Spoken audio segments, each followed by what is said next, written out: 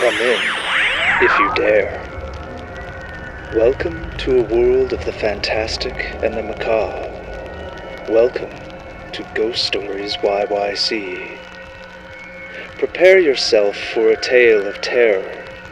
Written by Sara Peters, with art by Melanie Smit and Sara Peters. Messan. Messan. Noun. Scott. A lapdog. Small pet dog. It chaffed being here like this, especially with all the others. Especially since he had been the first. They were, in some ways, his fault, after all. When he had first heard the tale of Lady Elspeth of the Blackwood, he had felt a sense of destiny. A beautiful laird's daughter, kidnapped and held hostage in a high tower in those woods by an evil enchantress. It was the sort of thing fairy stories were made of. He should have known better. They all should have. But instead, Rory had geared up his horse, kissed his mother goodbye, and gone off to find his fortune. He had to hand it to the enchantress. It really was like a fairy story. The Blackwood lived up to its name. It was impenetrably dark, even at the height of the day, and impossibly quiet. It was the perfect setting for a heroic quest. Not a day into his journey inside the Blackwood, he had found an injured doe in a small clearing where just enough light had found its way through the dense foliage to reflect off her pale white fur.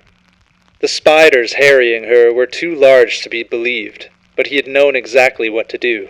He had fought off the beast, taking his own wounds for his efforts, and then tended the doe. Before he had left, it had laid its head in his lap and cried a single tear that had become the bright, clear crystal he still had on a leather thong around his neck. It was perfect and magical, and the very first step towards his doom. A few days onward he met a little old woman in the wood, trying desperately to start a fire. He smiled and started it for her, and he shared the last of his food with her, because that's what heroes did in these kinds of stories. Only heroes never talked about the gnawing hunger they felt. But he had been rewarded for his generosity with directions straight to the tower, and a warning to stay away. A warning he had laughed at then. A warning that had been more enticing than any invitation anyone could have given.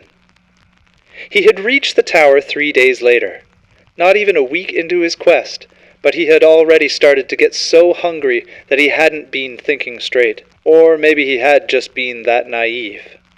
The tower had no door, and was made of some kind of shining white stone that was almost slick to the touch, so there was no question of climbing it.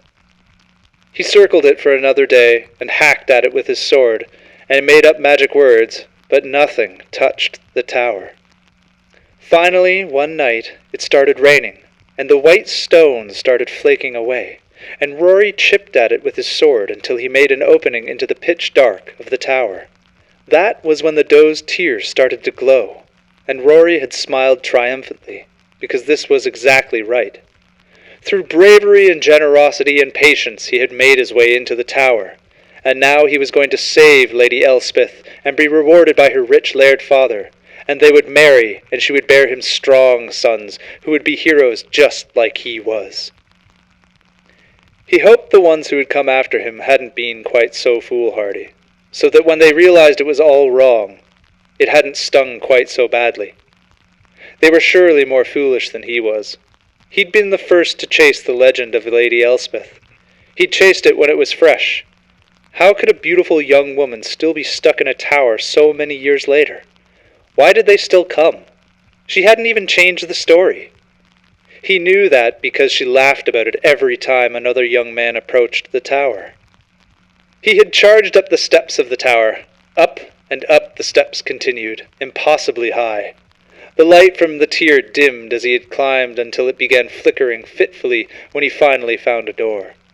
He had pushed it open just as the tier winked out, and there, in the moonlight, was Lady Elspeth. She had smiled at him.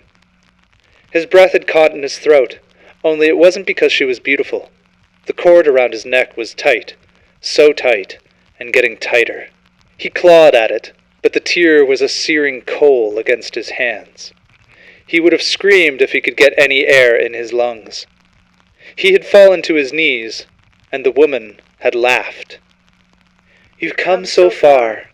Don't give up now," Lady Elspeth had said lightly, watching him with fascination. "Stop this monster!" Rory had choked out, his vision growing dim. "Monster? Why, I thought you came all the way here to see me." Her face, the picture of innocence, was the last thing he saw before he blacked out. When he had woken up, he was curled up on a bed with his head in a warm lap. Looking back, he hated himself for the rush of relief that had gone through him at that moment. He had thought, for just a moment, he was back home with his head in his mother's lap. But when he looked up, it was the enchantress's face he saw. He opened his mouth to speak, tried to lurch from her lap, but all of his muscles betrayed him. "Shh," she cooed, petting his hair. There, no need to fuss." His eyes had darted around the room then, looking frantically for a way out. My sweet boy," the enchantress said, smiling softly. "I thought you wanted to be the hero." Again, Rory opened his mouth, but nothing came out. To his eternal shame, he had begun crying. "Oh, my sweet little Messan, it's all right. I'll look after you." She had laughed then, and it was the cruelest sound he had ever heard. And of course, new heroes came to save the Lady Elspeth from the evil enchantress, only to find themselves in the same state he had. Or they didn't pass Elspeth's little tests, and were killed by the spiders, or the white doe, or the little old woman, or died trying to find their way back out of the woods. Rory wasn't sure which she liked more, when they succeeded, or when they didn't. For a few years, as the heroic youths kept coming, Rory hoped she would forget about him. But he would always hold a special place in her heart.